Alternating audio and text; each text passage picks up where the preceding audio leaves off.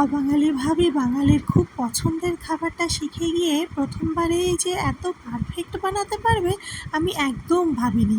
আমি তো এক চামচ মুখে দিতেই পুরো অবাক। ভাবি বাঙালির কোন রেসিপিটা শিখে গিয়ে বানিয়ে খাইয়েছে অবশ্যই তোমাদের সাথে শেয়ার করব, তোমরা পুরো ভিডিওটা দেখতে থাকো।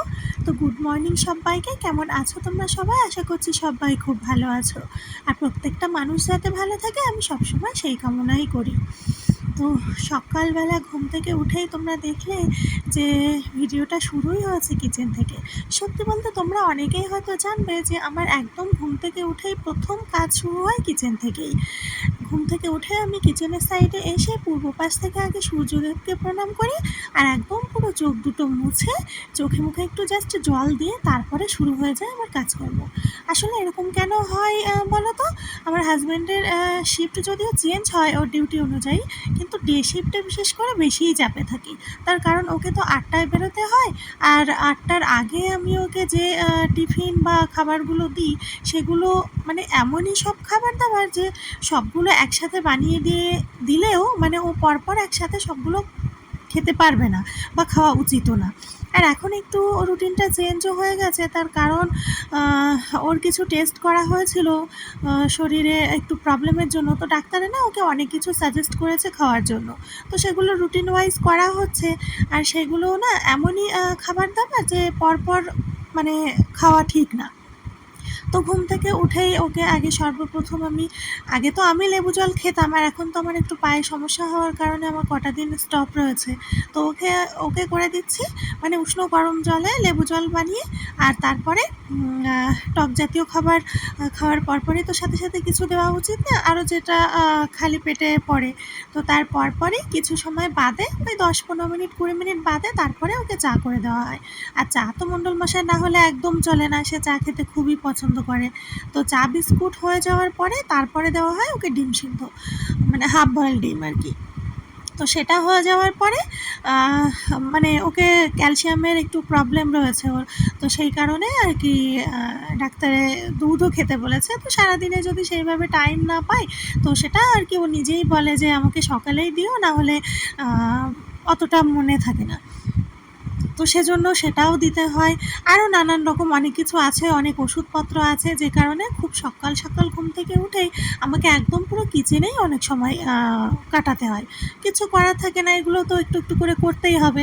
আর ওর যেহেতু এগুলো 10-20 মিনিটের গ্যাপ রেখে রেখে এগুলো মানে এই খাবারগুলো বানিয়ে দিতে হয়, রেডি করতে হয়, তো সেখানে আমার খাওয়ার কথা ভুলেই যাই। আমি আমার মতো পরে যে কোনো কিছু একটা বানিয়ে নিলে আমার হয়ে যায়।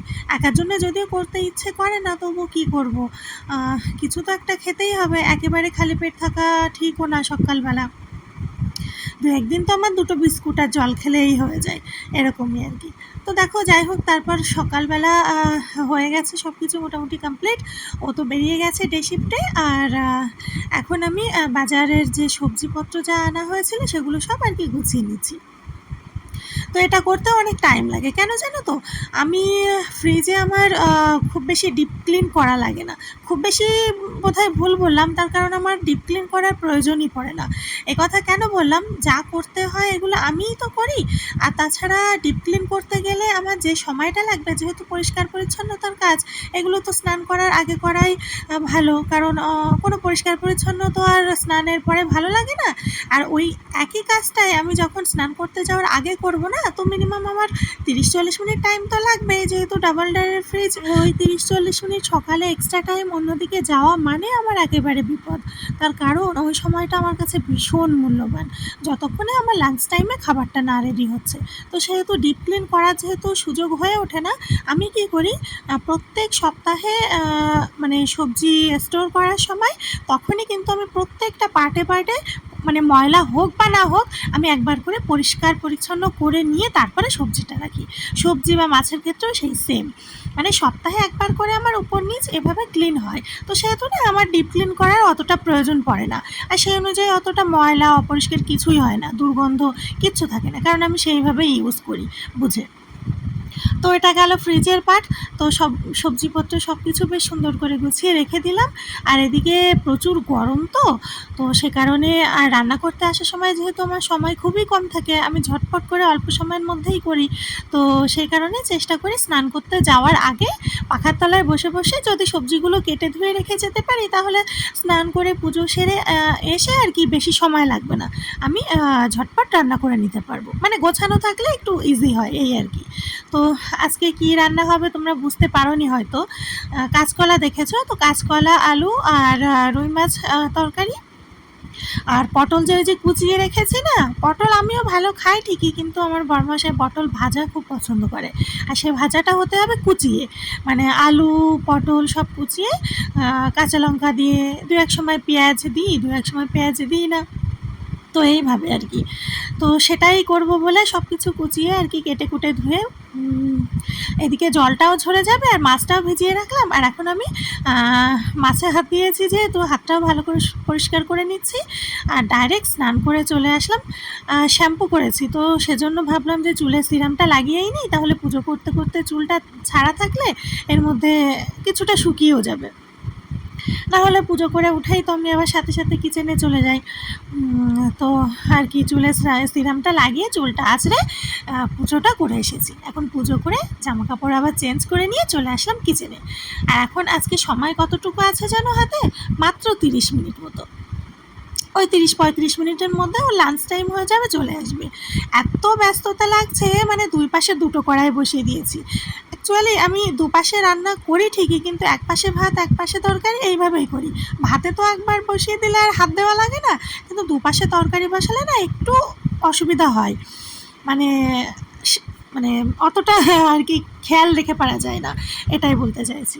তো কিছু করার নেই, সময় যেহেতু হাতে খুবই কম, তো তাকে তো টাইমের আগে আমাকে খাবারটা রেডি করে দিতেই হবে। ওই জন্য দেখো এক পাশে ভাজা আর এক পাশে আমি মাছের ঝোল বসিয়ে দিয়েছি। কার কতটুকু টাইম লাগে জানি না, কিন্তু আমার মাছ ভাজা করতে খুব সময় লাগে। আমি একদম লো আছে অনেকটা সময় ধরে মাছ ভাজা করি। এতে করে সেই মাছ ভাজাটা আমার খুব পছন্দের।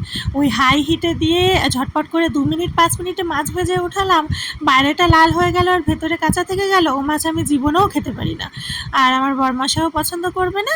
আমি যেভাবে মাছ খেতে পছন্দ করি সেইভাবে সময় নিয়ে ভাজি আর কি।